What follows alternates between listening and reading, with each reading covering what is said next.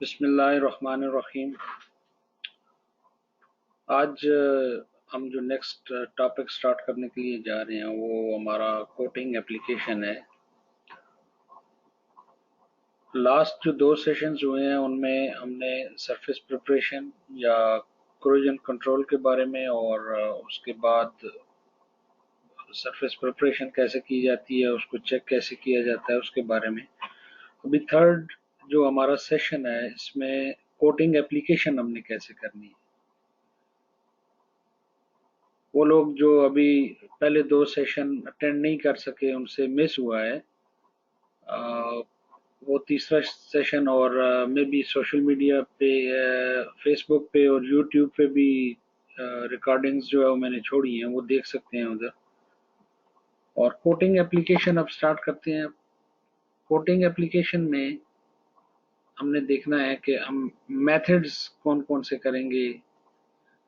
आया हम spray application कर रहे हैं, ब्रश एंड रोलर कर रहे हैं, कन्वेंशनल कर रहे हैं, पुटी टाइप बाय एंड कर रहे हैं, कौन सी तरीके से हम एप्लीकेशन कर रहे हैं, रैपिंग कर रहे हैं, ये सारी चीज़ें हमने एप्लीकेशन में डिस्कस करनी है।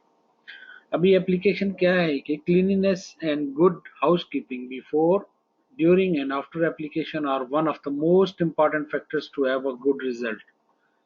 पिछला जो हमारा सेशन था उसमें सरफेस प्रिपरेशन थी कि सरफेस प्रिपरेशन हमने अच्छे करनी है, उसमें कोई कंटामिनेशन, कोई साल्ट, कुछ ऑयल, ग्रीस, कुछ भी नहीं होना चाहिए।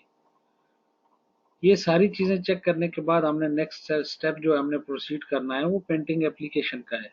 तो क्लीनिनेस जो है वो बहुत ही इम्पोर्टेंट है। हमारा जो पेंट है वो स्टे करेगा उधर सरफेस पे जब सरफेस क्लीन होगी और एज पर द रिक्वायरमेंट होगी पेंटिंग सिस्टम की। then only we can achieve the good results and good quality। अभी जो पहली इंपॉर्टेंट चीज है पेंट एप्लीकेशन में, सबसे पहले हम पेंट मिक्स कैसे करेंगे। Always use mechanical agitator to ensure proper mixing। Proper mixing will not be achieved by a stirrer। A stirrer may also contain dirt and loose parts that may contaminate the paint and clog the spray equipment। So we need to check whether our this power agitator is in good condition, it is clean or not. If it is not clean, it can contaminate the paint, which will cause the clog to the spray equipment. The paint will stuck into the hose and it will not go properly, so it will make problem for us during the application। So सबसे पहले हमने paint को खोलना है, डब्बे को खोल के हमने उसको चेक करना है, पार्ट ए देखना है, पार्ट बी देखना है, या हमारा पेंट जो है वो सिंगल कंपोनेंट है या 2 कंपोनेंट है, ये चेक करना है। 3 कंपोनेंट भी होता है पेंट, तो आपने चेक करना है कि आपका पेंट जो है वो कितने कंपोनेंट्स पे मुश्तमिल है। अगर 2 पार्ट है तो दोनों को आपने अच्छे से मिक्स करना है। पहले आप पार्ट ए ओपन करें, फिर पार्ट बी ओपन करें, फिर उन दोनों को आप मिक्स करें। उनका जितना भी पार्ट लाइफ आपने चेक करना है, देखना है उसका, आपने इंडक्शन पीरियड आपने उसका देखना है, ये चीजें आपने चेक करनी है और ये सारी इंफॉर्मेशन आपको डेटा शीट के अंदर मिलेगी। Consequences of inferior mixing, poor coating performance। To the right, correct mixing and mixing ratio। To the left, insufficient mixing and are incorrect। तो इन 2 फोटोज में देखें, if the mixing will be the good, the appearance of the coating applied to a surface will be good। तो हमने अच्छे से जो है वो मिक्स करना है पेंट को, उसके बाद उसकी एप्लीकेशन करनी है। उसकी फिर जो अपीयरेंस आएगी वो अच्छी होगी, क्योंकि उसकी बॉन्डिंग स्ट्रांग है, वो हमें एक यूनिफॉर्म अपीयरेंस देगा। अगर उसमें की मिक्सिंग में हमने कोई प्रॉब्लम फेस किया है, मिक्सिंग हमने प्रॉपरली नहीं की है, उसका इंडक्शन पीरियड का हमने ख्याल नहीं रखा है, थिनर हमने कम ज्यादा डाल दिया है, पार्ट ए बी हमने बराबर से नहीं डाला जो एक दूसरे के साथ कंपेटेबल है, तो हमें प्रॉब्लम्स जो है वो आ सकती हैं एप्लीकेशन के बाद। हमें बहुत सारे पेंट डिफेक्ट्स हमें मिलेंगे उसमें भी। Stripe coating of small construction prior to the first full coat.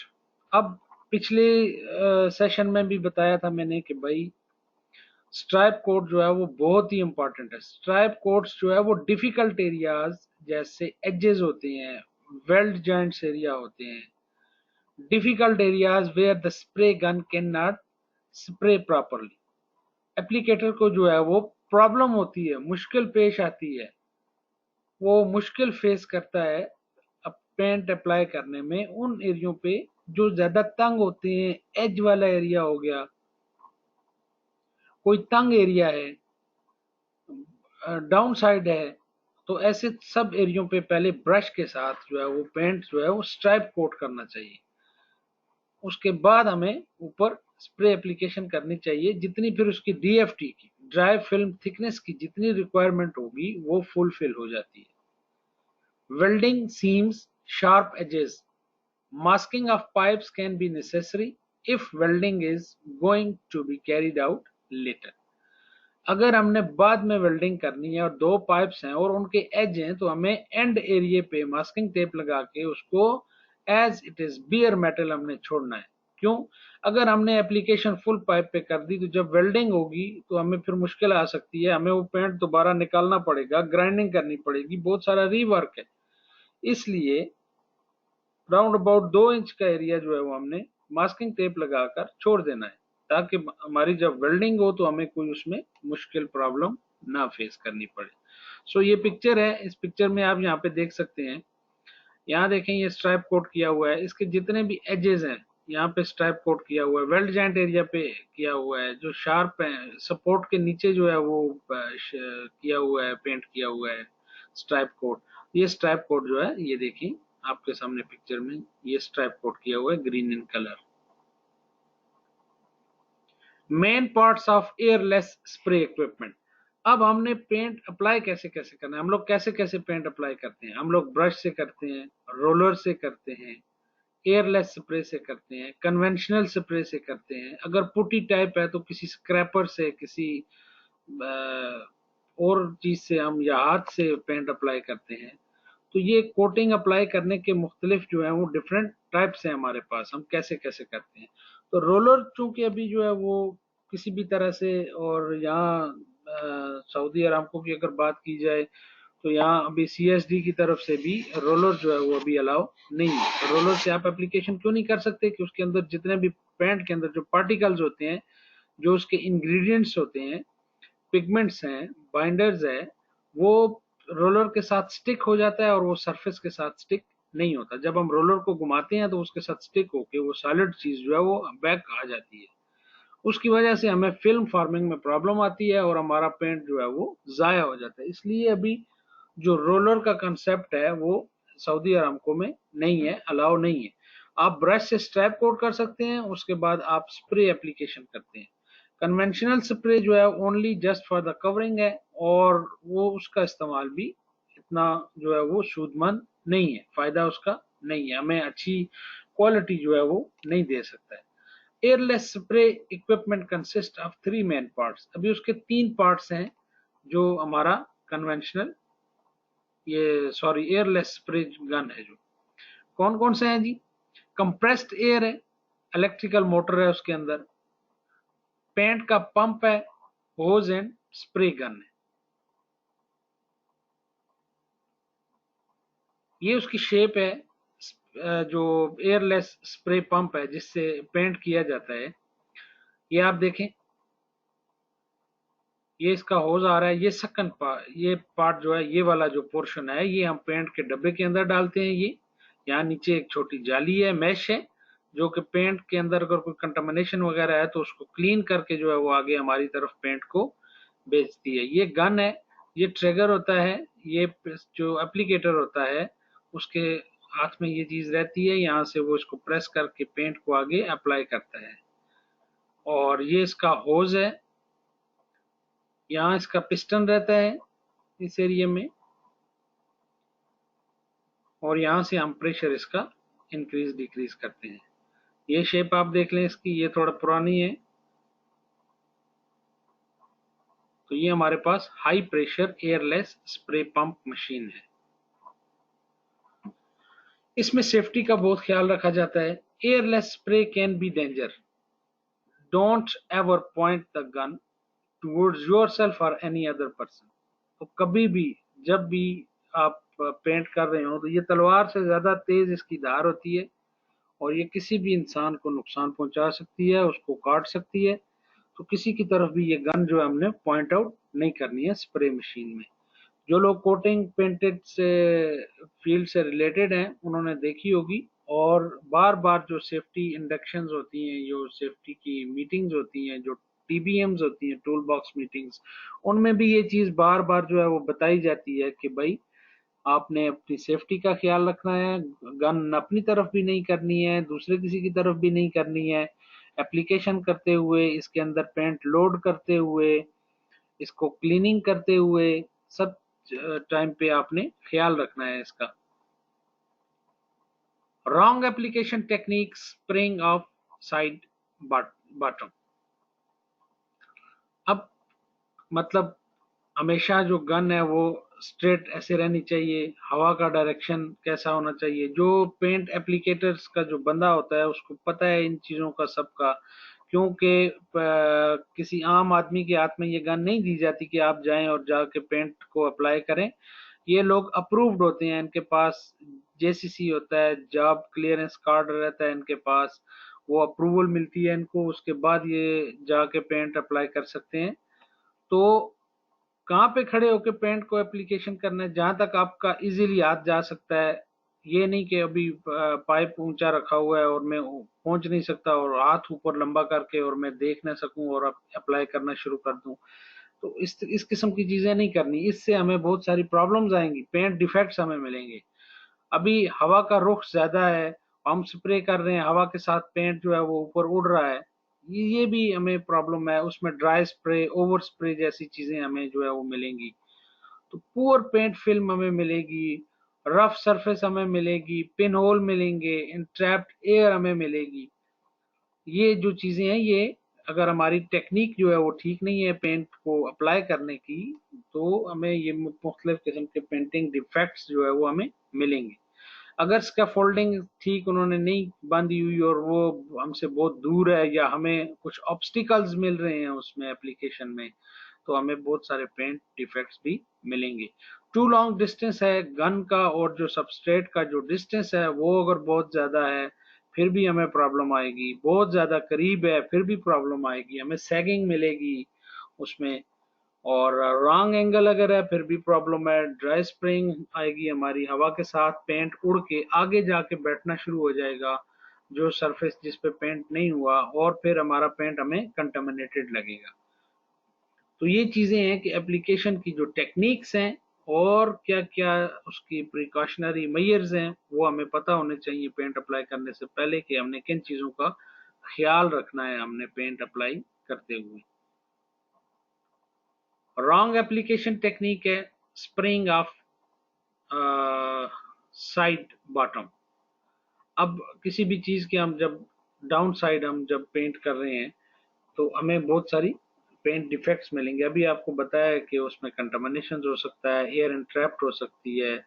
तो ये देखें यहाँ पे हमें बबलिंग मिल रही है इस पिक्चर में, कंटामिनेटेड हमें मिल रहा है पेंट। तो ये क्या है, हमारी टेक्निक जो है वो ठीक नहीं है, रॉन्ग एप्लीकेशन हमने की है। या तो डिस्टेंस बहुत ज्यादा है जो गन है और जो सबस्ट्रेट है उसका, या एंगल ठीक नहीं है जहाँ पे हमने ऐसे गन रखा है, हमने 90 डिग्री पे रखा है, हमने 45 पे रखा है, 30 डिग्री पे रखा है, कहाँ पे हमारा एंगल है। ड्राइंग स्प्रे आया हुआ है बीच में, ये सरफेस में ये बबलिंग्स देखें आप इसमें।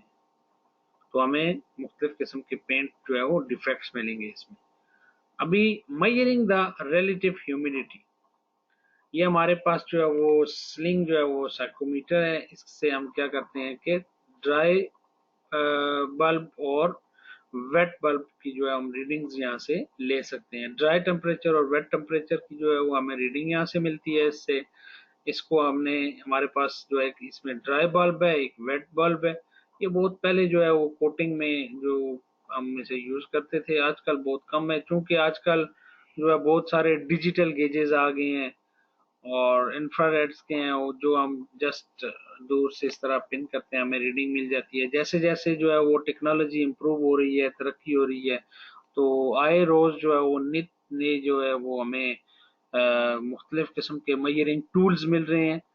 तो ये एक चीज है, इसको मतलब कोटिंग में, क्योंकि अभी बी गैस की, नेस की या एसएसपीसी, आई कोर की अगर बुक्स देखें तो इस तरह की तस्वीर आपको वहां पे मिलेगी। उससे कंफ्यूज नहीं होना है, जस्ट आपको उसका पता हो कि हमें क्या करना है इसका। तो ये हमें ड्राई बल्ब और वेट बल्ब की रीडिंग देता है। ये उसकी पिक्चर है। measure the temperature in the vicinity, calculate the relative humidity used together with dew point calculator। तो इसकी रीडिंग को आगे मजीद जो है वो हमें दूसरी रीडिंग्स लेने के लिए हमें जो है वो ड्यू पॉइंट कैलकुलेटर की जरूरत पड़ती है, जिससे हम ड्यू पॉइंट कैलकुलेट करते हैं। ये हमारे पास ड्यू पॉइंट कैलकुलेटर है। ठीक है, इसकी दो स्लाइड्स होती हैं जिनको हम घुमाते हैं। वेट बल्ब और ड्राई बल्ब को एक जगह पे हम कंसाइड करते हैं, एक दूसरे से मिलाते हैं। मिलने से जो हमें तीसरी रीडिंग मिलती है, वो उससे हम ह्यूमिडिटी और ड्यू पॉइंट जो है वो कैलकुलेट करते हैं। तो ये थोड़ा सा प्रोसेस जो है वो इसका जो है वो कॉम्प्लिकेटेड है, क्योंकि हमें सारी रीडिंग्स जो है वो फाइंड आउट करनी होती हैं। और डिजिटल जो है वो जैसे ही हम क्लिक करते हैं उस पर, तो क्लिक करते ही हमें जो है वो उसकी रीडिंग्स, चाहे वो एम्बिएंट टेम्परेचर हो, एयर टेम्परेचर हो, हमारा स्टील टेम्परेचर हो, हमारा ड्यू टेम्परेचर हो, हमें ह्यूमिडिटी चाहिए हो, वो सब की सब चीज़ें हमें एक ही स्क्रीन पे शो कर देगा। हम जस्ट वहां से नोट डाउन कर लेते हैं। अगर हम ये जो है वो स्लिंग यूज करेंगे तो इसके लिए हमें कैलकुलेशंस करनी पड़ती हैं। तो उसके लिए थोड़ा सा टेक्निकल चीजें हैं जो आनी चाहिए। For calculation of dew point to be used together with surface temperature thermometer and sling psychometer, use this frequently during pre-treatment application and drying of the paint। Recommendations है जी, every 6 hours and when weather conditions are changing। तो जब भी weather conditions जो है वो change हो रही हो, तो हमें इन चीजों का जो है वो ख्याल रखना है कि बार बार हमने टेम्परेचर को चेक करना है, फाइंड आउट करना है। ये है dew point calculator to find out the weather conditions. अभी कॉन्टैक्ट थर्मामीटर है ये, electronic instrument for measuring the steel temperature. Other types of thermometers are also available, e g. Magnetic thermometers है। तो ये मुख्तलिफ किस्म के टूल्स हैं जो जिनको हम देख के हमें पता होना चाहिए कि इनका हमने क्या फंक्शन करना है, कहाँ पे हमने इनको यूज करना है। हमारा जो बेसिक एक माइंड का जो कंसेप्ट है वो क्लियर होना चाहिए इसमें। Ambient temperature and steel temperature. Is the temperature important? Yes, the temperature is very, very, very important in paint application, in paint drying, in paint curing. Ambient temperature will influence shelf life, pot life, induction time, lead time, standby time, viscosity, sprayability। अभी shelf life क्या चीज है? Shelf life जो है वो manufacturing से लेकर ending date तक जो डेट होती है उसको शेल्फ लाइफ कहते हैं। मिसाल के तौर पे हमने पेंट जो है वो आज बनाया है, आज की डेट में, आज जो है वो 2 मई 220 है, ठीक है, 2020 है, और हमारा पेंट अगले 5 साल तक जो है वो चल सकता है। तो हमने उसको एक एंडिंग डेट देनी है, तो हम क्या देंगे जी, 2 मई 2025। ये उसकी होगी शेल्फ लाइफ। हम इतने अरसे तक इस पेंट को यूज कर सकते हैं। अब उस यूज करने के साथ कुछ कंडीशंस भी होती हैं कि अगर हम ये पेंट यूज करेंगे तो हमने इसको स्टोर किस टेम्परेचर पे करना है। आया 20 डिग्री पे करना है, 25 पे करना है, 30 पे करना है। ऐसा नहीं है कि आप एक कैन उसको आप कहें कि भाई शेल्फ लाइफ इसकी इतनी लिखी हुई है, तो आप जाके बाहर धूप में उसको 50 डिग्री सेंटीग्रेड पे रखते हैं उसको, तो हमारा वो पेंट जो है वो सारा खराब हो जाएगा। इस शेल्फ लाइफ के साथ जो है वो कुछ कंडीशंस है, हमें टेम्परेचर का ख्याल रखना है, हमें उसके स्टोरेज का ख्याल रखना है, हमने उस पेंट को स्टोर कहाँ करना है। तो ये चीज हमने शेल्फ लाइफ। अब पार्ट लाइफ क्या है? अगर हमारा सिंगल कंपोनेंट है तो उसका तो इशू नहीं है, पार्ट लाइफ उसकी दी होगी 8 घंटे है, 9 घंटे है, 10 घंटे है, विद इन आफ्टर मिक्सिंग जो है वो हमने वो पेंट यूज करना है उस टाइम के अंदर। मिसाल के तौर पे मैं सुबह आया हूँ फील्ड में और पेंटर को मैंने कहा कि आपने आज क्या एप्लीकेशन करनी है, उसने कहा जी मैंने ये वाली पेंट एप्लीकेशन करनी है। मैं उसे बोलूंगा आप मिक्स करें जी पेंट। तो उस पेंट की जो है वो पार्ट लाइफ 20 मिनट्स है। तो मिक्सिंग के बाद 20 मिनट के अंदर अंदर उस पेंट को आपने यूज करना है। अगर वो आपके 20 मिनट्स उसके बाद खत्म हो गए तो वो पेंट हमारे लिए जो है वो नकारा हो जाएगा, खराब हो जाएगा, हम उसको दोबारा यूज नहीं कर सकते हैं। ये है पॉट लाइफ। ठीक है। आफ्टर मिक्सिंग, आफ्टर मिक्सिंग जब हम उसको मिक्स कर देंगे तो मिक्स करने के बाद जो है वो कितने टाइम तक हम उसको यूज कर सकते हैं, ये उसका पार्ट लाइफ हो गया। इंडक्शन टाइम, लीड टाइम या स्टैंड बाय टाइम मुख्तलिफ नाम है एक ही चीज के। Induction time, lead time, stand by time. अगर टू कंपोनेंट मेरे पास पेंट है तो उसको आपस में मिक्स होने के लिए, सेटल डाउन होने के लिए जो टाइम मैं उसको रखूंगा उधर, आइडियल रखूंगा उस पेंट को। मिसाल के तौर पे पार्ट ए और पार्ट बी मैंने डाल दिया है और उसका इंडक्शन टाइम 10 मिनट है या 20 मिनट है, इतना ही टाइम रहेगा उसका। 10 to 20 मिनट्स जो है वो उस पेंट को मैंने यूज नहीं करना, उसको छोड़ देना है। क्यों छोड़ देना है? ताकि उसके अंदर जो इंग्रेडिएंट्स हैं, जो केमिकल उसकी क्रॉस लिंकिंग है, जो केमिकल उसकी कंपोजिशन है वो, और जो उसके अंदर बाइंडर है, पिगमेंट है, सॉल्वेंट है, वो सब के सब एक दूसरे के साथ जो है वो सही तरीके से मिक्स हो जाए। उस मिक्सिंग के दौरान या जो उसका मिक्सिंग का टाइम है उसको जब मैं छोड़ूंगा, उसको मैं यूज नहीं करूंगा, तो उसको क्या कहते हैं? इंडक्शन टाइम उसको कहते हैं, लीड टाइम उसको कहते हैं, उसको थोड़ा स्टैंड बाय टाइम कहते हैं कि हम पेंट को थोड़े टाइम के लिए रख देते हैं उसको। तो जो इंडक्शन टाइम है वो आपके पार्ट लाइफ के अंदर शामिल नहीं है। ठीक है। आपने पेंट को मिक्स कर दिया है, मिक्स करने के बाद आपकी जो है वो पार्ट लाइफ स्टार्ट होगी। तो विद इन आपने 20 मिनट्स आपने उसको लीड टाइम दिया है, वो लिखा होगा डेटा शीट पे कि इसका लीड टाइम इतना है, इसका पार्ट लाइफ इतना है, इसका इंडक्शन टाइम इतना है, इसका शेल्फ लाइफ इतना है, सब चीजें जो है वो डेटा शीट के ऊपर मेंशन है। अब steel temperature, steel temperature will affect speed of curing, degree of curing, recoating interval, service life of the coating.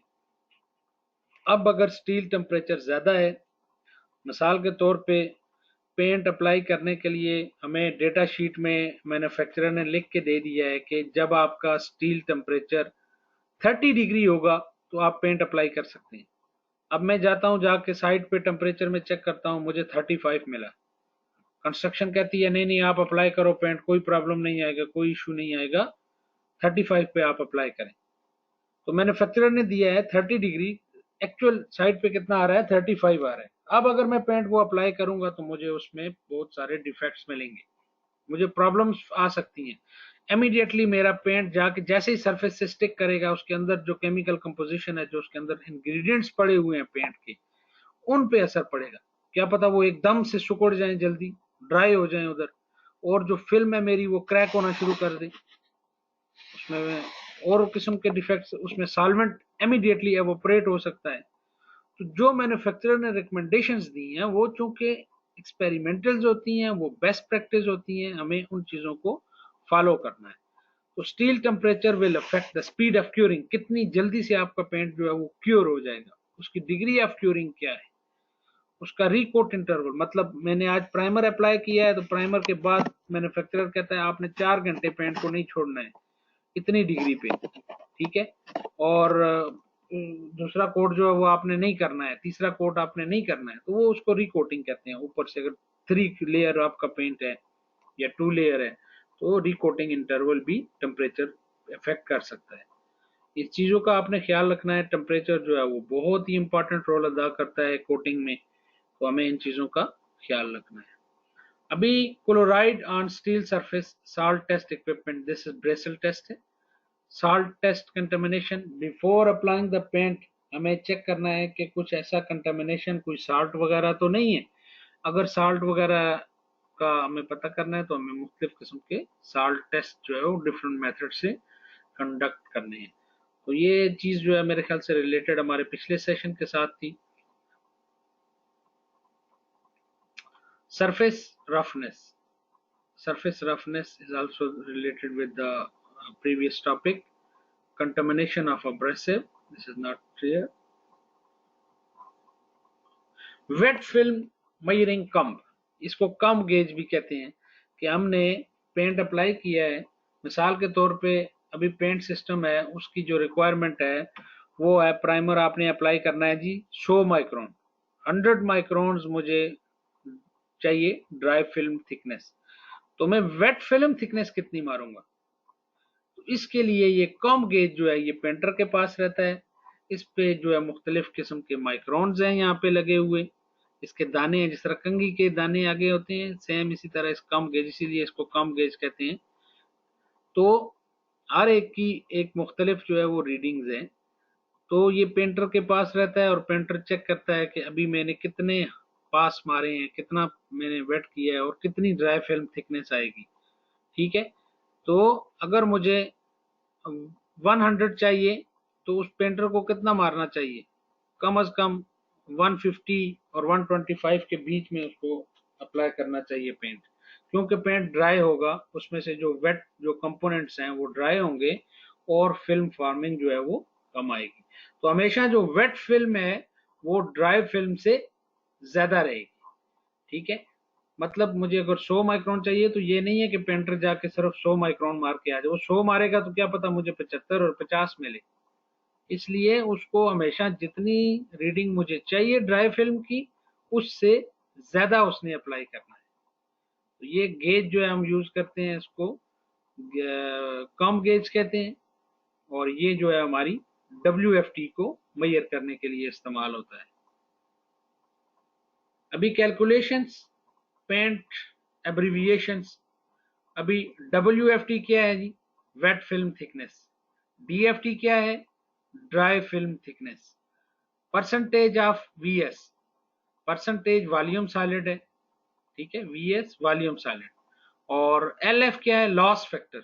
मिसाल के तौर पे 20 लीटर का मेरा कैन है, मैंने पेंट यूज किया तो उसमें लॉस फैक्टर्स, मिक्सिंग में भी पेंट लॉस होगा, गन में भी जाएगा और हवा के साथ भी उड़ के जाएगा।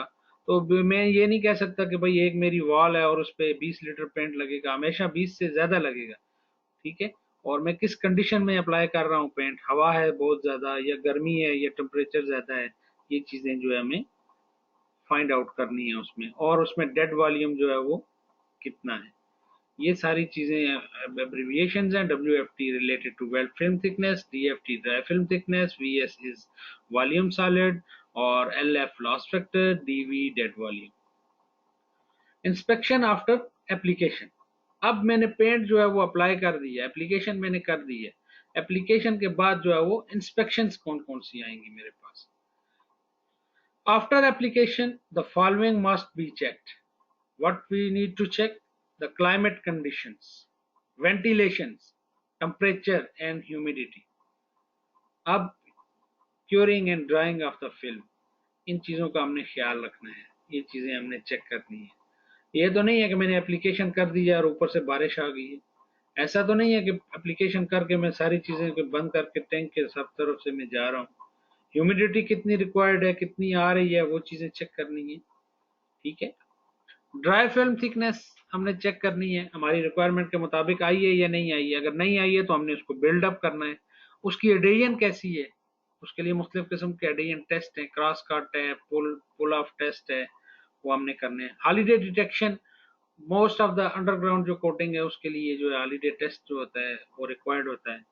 इफ रिक्वायर्ड है तो हमने करना है, नहीं required then no need. Magnetic and electromagnetic dry film thickness की, आज अभी रिसेंटली आपसे भी अभी मेरी बात हुई है कि भाई जैसे जैसे न्यू एडवांसमेंट आ रही है टेक्नोलॉजी में, न्यू इनोवेशंस हो रही हैं, तो इक्विपमेंट्स भी मुख्तलिफ किस्म के आ रहे हैं। तो आपको इक्विपमेंट्स उनका जो कैटलॉग है, उनका जो मैनुअल है वो पढ़ना चाहिए। अगर कोई नया इक्विपमेंट आप देख रहे हैं, फर्स्ट टाइम आप देख रहे हैं, अगर यूज किया हुआ है तो वेल एंड गुड, अगर यूज नहीं किया हुआ तो फर्स्ट उसका आप थोड़ा मैनुअल, उसका जो कैटलॉग है, जो उसका साथ शीट आई है, वो आप स्टडी कर लें, वो देख लें कि कैसे हमने उसको यूज करना है। तो ये ड्राई फिल्म थिकनेस गेज है। Calibrate on smooth surface to zero and thickness similar to be measured. Check with your calibration foil frequently. Plastic material foils we are easily replaced frequently. No internal memory in gauge. Nowadays we are using the gauges, they also have the internal memory, and whatever the reading we are getting, we can easily store into the gauge. तो वो अभी वो depend कर रहा है कि आपकी company जो है वो उसने आपको चेक करने के लिए कौन सा गेज दिया हुआ है, और आप उसको कैसे जो है वो चेक कर रहे हैं, कैसे उसको आप लेके चल रहे हैं, और टेक्नोलॉजी में आपकी कितनी एडवांसमेंट है।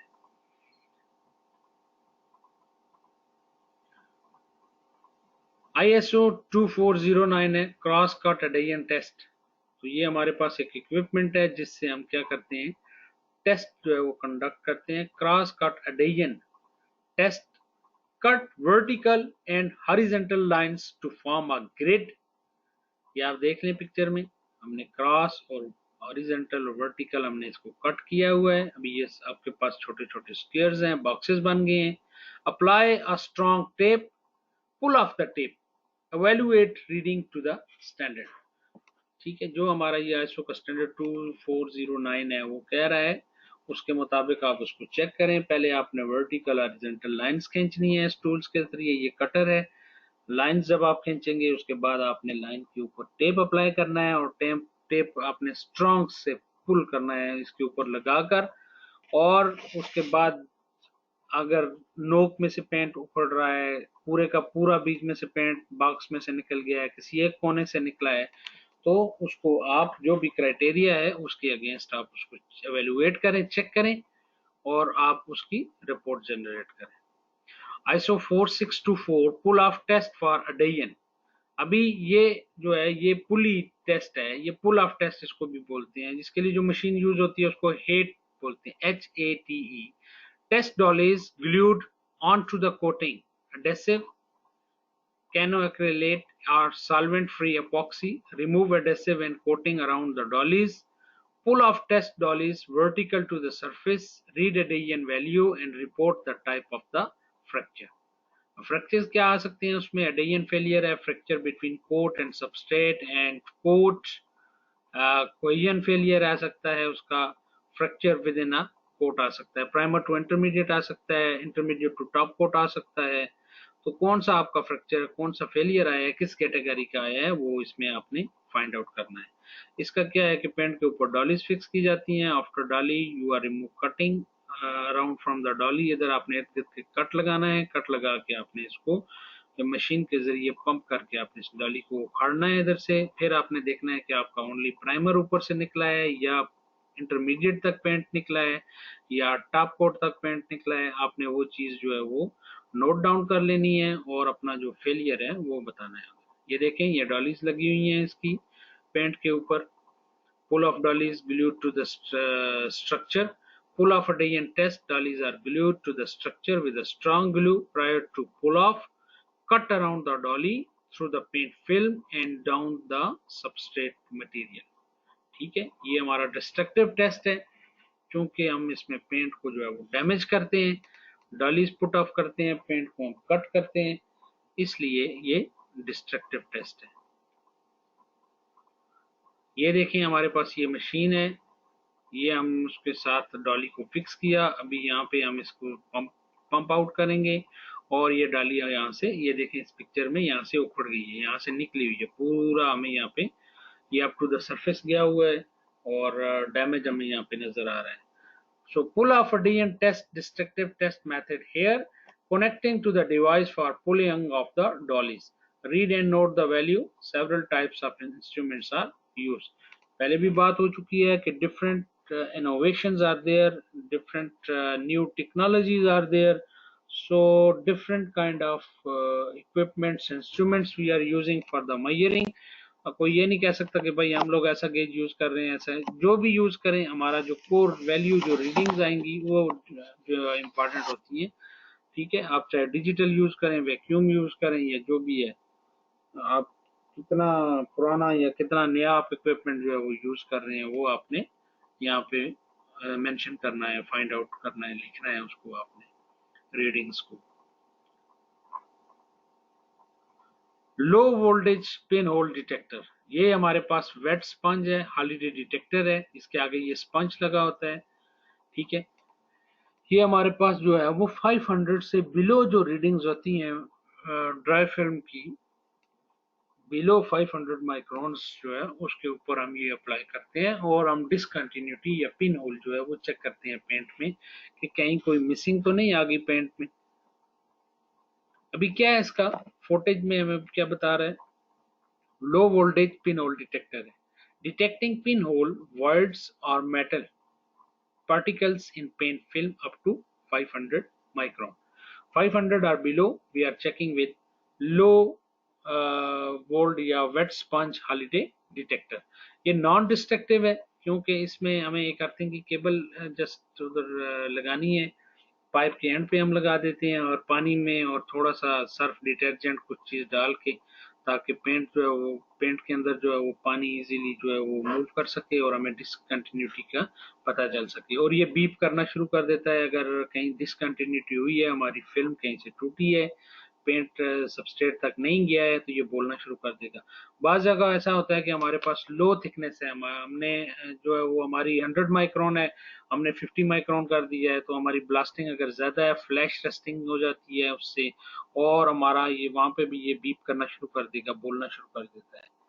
ठीक है, non destructive test method will only detect defects down to bare metal, the sponge must be wetted, do not use excessive water. तो ज्यादा पानी आपने इसमें इस्तेमाल नहीं करना है, ओनली आपने वेट करना है इसको, और वेट करके आपने ये स्पंज पेंट के ऊपर ऐसे घुमाना है, इसको लेके आगे पीछे जाना है।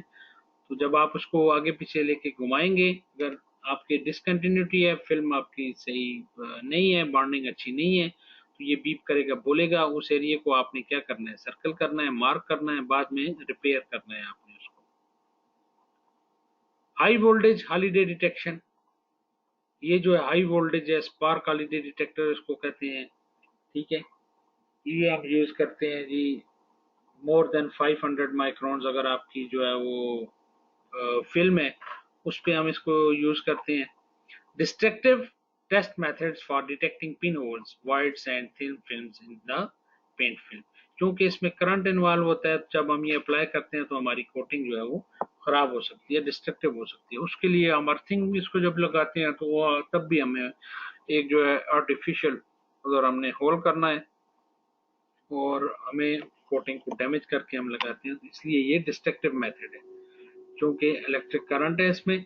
और detecting pinholes, voids and thin films in the paint, adjust voltage according to the film thickness of the paint, manufacturer recommendations.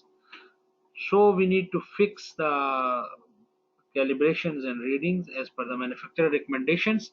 Give a light or single signal when pinhole or weak point is detected. Weak point means somewhere where you applied the low thickness paint or some other defects और कुछ ऐसी चीजें जिसकी वजह से ये beep करेगा, बोलना शुरू कर देगा। ये हो गया जी हमारा high voltage holiday detector. Next हमारा जो टॉपिक होगा वो पेंट टेक्नोलॉजी है, पेंट हम बनाते कैसे हैं, उसका क्या चीजें उसमें हमने शामिल करनी है, तो ये भी बहुत एक ये भी इम्पोर्टेंट टॉपिक है। इंशाल्लाह इन नेक्स्ट किसी सेशन में हम इसको कंप्लीट करेंगे। अभी हमारे 3 सेशंस जो हैं वो कंप्लीट हो चुके हैं। 3 सेशंस में हमने सबसे पहले जो चीज़ें, थोड़ा मैं पीछे रिव्यू कर लेता हूँ बैक में। सबसे पहले हमने जो स्टार्ट लिया है वो हमने क्रोजन से स्टार्ट लिया है कि क्रोजन है क्या, हम पेंटिंग जो है वो करते क्यों हैं, या क्या हमें उसमें इश्यूज हैं, प्रॉब्लम्स हैं हम फेस करते हैं, ये चीज़ें हम देखते हैं। स्टार्ट की मैं स्लाइड्स पे जा रहा हूँ।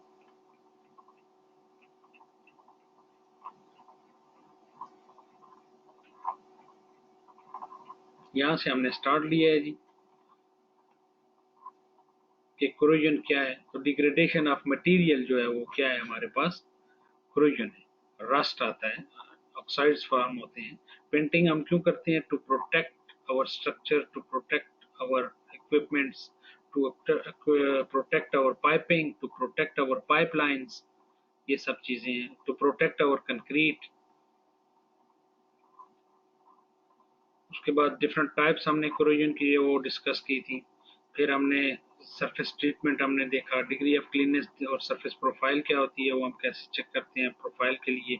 मिल स्केल क्या है, मिल स्केल को हमने कैसे रिमूव करना है, वो चीज़ें हमने डिस्कस की हैं। और हम कौन कौन से जो है वो मटेरियल यूज़ करते हैं ब्लास्टिंग के लिए वो हमने डिस्कस किया है। हम प्रोफाइल को कैसे चेक करते हैं वो हमने डिस्कस किया है। रस्ट ग्रेड्स हमारे पास कौन कौन से हैं वो हमने डिस्कस किए हैं प्रीवियस सेशंस में।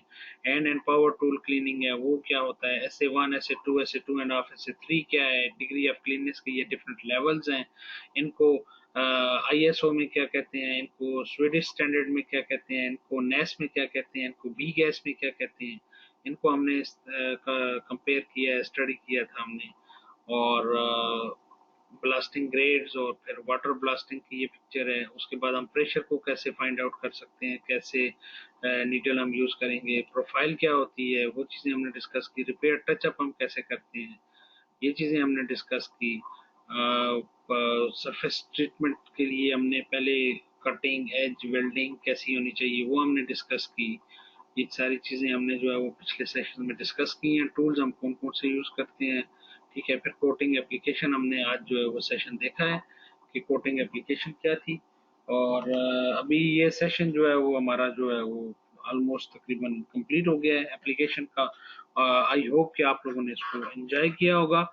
और अगर आपका कोई क्वेश्चन है तो आप मुझे ईमेल करें info@paakawish paakawish.com पे आप मुझे मेल कर सकते हैं।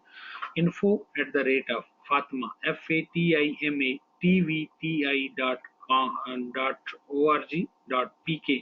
इस पे आप मुझे ईमेल कर सकते हैं। और RASHIDGULAB@yahoo.com इस पे आप मुझे कांटेक्ट कर सकते हैं, मेल कर सकते हैं।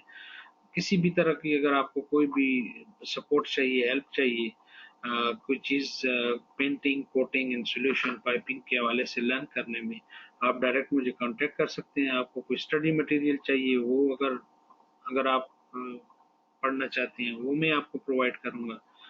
तो कुछ भी जो मैं आपको सपोर्ट कर सकता हूँ एट माय मैक्सिमम लेवल, इंशाल्लाह I will do. Okay, okay जी, स्टे सेफ, बी सेफ, अल्लाह हाफिज।